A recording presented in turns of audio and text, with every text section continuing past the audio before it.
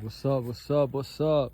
So I finally got my wire harness from JDA Kings, Miami. I got the package here.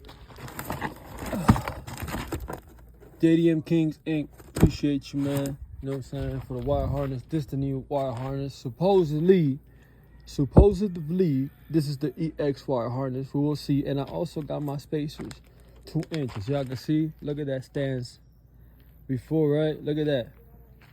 Look at that. Look at the difference, you know what I'm saying? Want to do a little quick walk around, right? Look at that. Right? Look at that, side by side. That bitch look mean now, boy, right, don't it?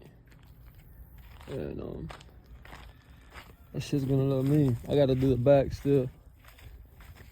The whole interior got almost gutted. My turbo and all my shit. I know the interior is black and gray.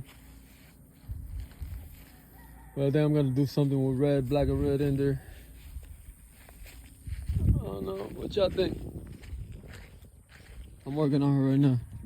I gotta put the 2 inch spacers in the back, but look at that, bro. Tell me that shit does not look beefy, bro. Look at that.